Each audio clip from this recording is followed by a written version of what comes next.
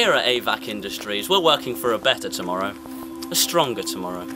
So come on down, have a tour. You may even like it and stay. Our microbiology division is working on some really big stuff at the moment. We'd be happy for you to help. At the moment, we're doing human trials on our new tests of AA1QVR. It's a very promising drug. Hopefully it will forge a better Great Britain. As you can see, we've made the facility look as homely as possible while still maintaining its primary function of being a microbiology lab. This village was actually made entirely for the AVAC family, mostly the microbiology division. Everything underground is working perfectly and sound as a hat. On top we have stores, we have houses, we have cars, we have schools, we have families. We have the world's greatest underground scientific division, and we're happy to have it. But I know what you're thinking. How can people live here with so much going on underground? Well, that's where our tech division comes in. They've made soundproof, radiation-proof, everything-proof scanners and defences, so we don't have to worry about anything on top. Where the good things are. AVAC will be funding all our research as we are one of their primary subsidiaries. The year's 1982, and we are already ahead of the curve. I've been Andrew Sutler, and you have been informed.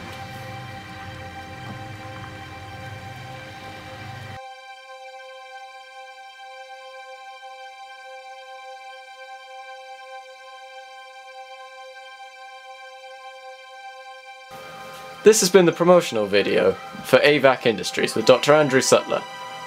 And earlier this week, one of our reporters went to meet the elusive Dr. Sutler, who has spoken in public for the first time in 15 years.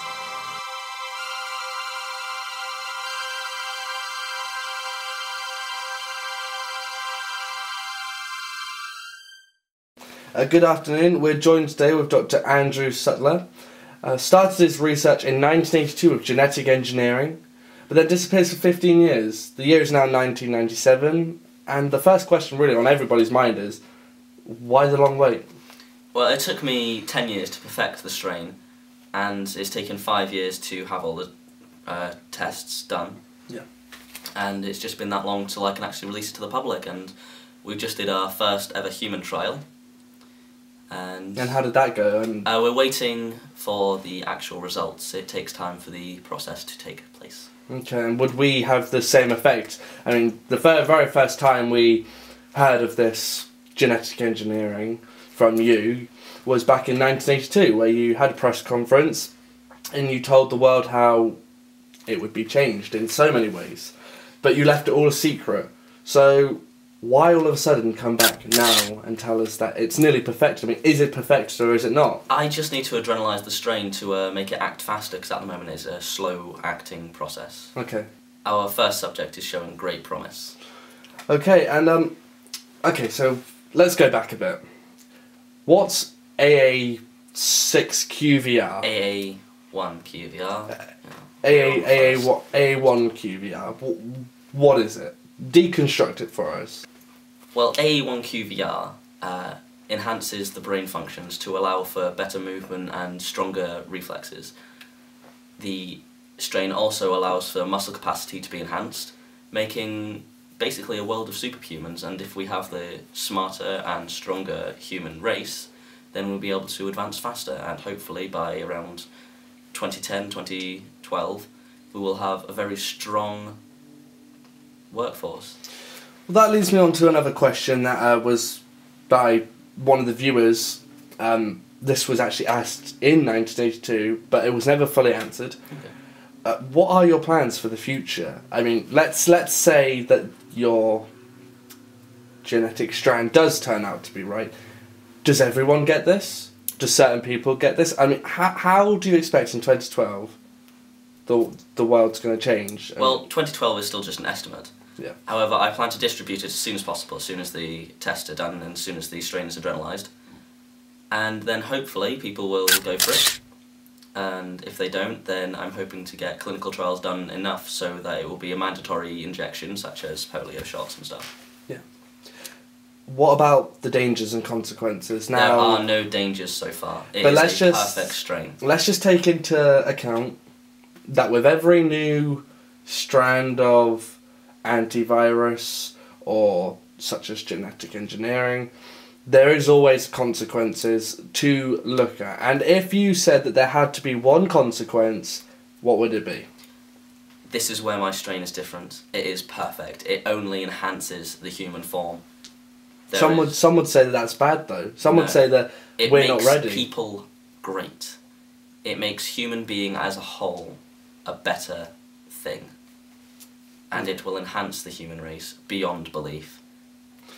Okay, so moving on from that there are no consequences, I'd like just a second to talk about your personal life, if that's okay. If we could leave that out, that'd be great. Well, we just have a couple of questions from... I would really feel better if we left that out. Well, I just wanted to really quickly ask about your wife and your newborn, which, again, congratulations.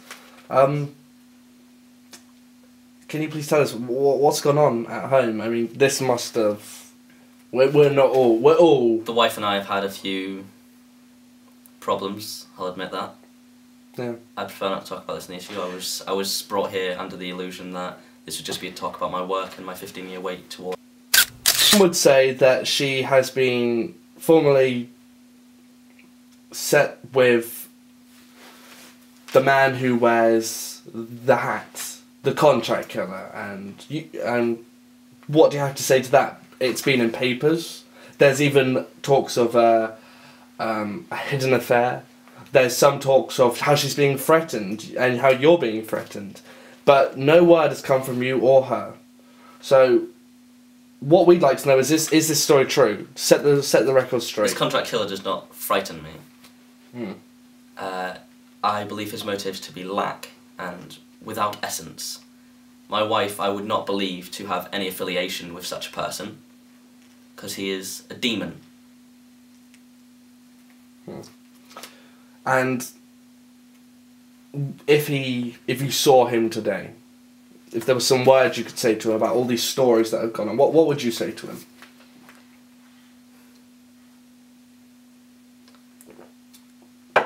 It's obviously... I would pass him in the street as a man I do not know, and as a man that has no purpose, even being.